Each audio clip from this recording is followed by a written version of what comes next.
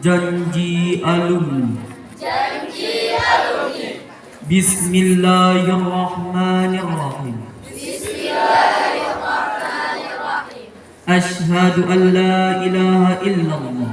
Asyhadu an la ilaha illallah. Wa asyhadu anna Muhammadar Rasulullah. Wa asyhadu anna Muhammadar Rasulullah. Dengan menyebut nama Allah. Dengan menyebut nama Allah.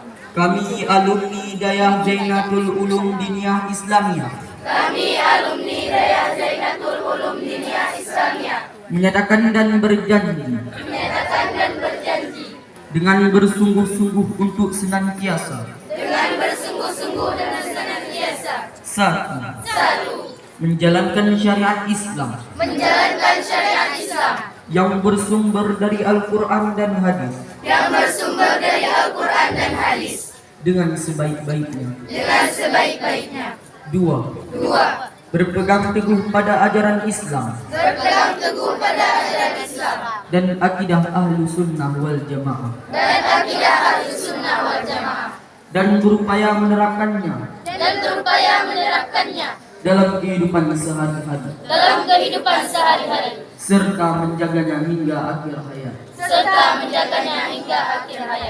Tiga, menjadi pemimpin yang adil dan bertanggung jawab terhadap amanah. Empat, berdakwah, menyebarkan ajaran Allah dan Rasulnya kepada masyarakat luas. Lima, menjunjung tinggi kehormatan diri dan keluarga, nama baik alma mater, dan berakhlak mulia, serta menjadi teladan dimanapun dan kapanpun berada. Enam, tetap berupaya menuntut ilmu, memperluas wawasan dan pengalaman, serta mengembangkan diri sepanjang hayat. Tujuh, memelihara ukhuwah Islamiyah dan meningkatkannya. 8. Menjadi warga negara Republik Indonesia yang baik,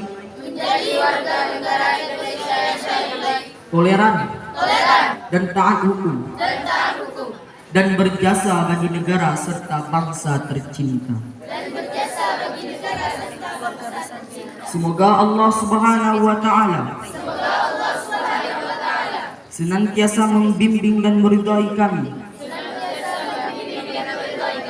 serta melimpahkan taufik,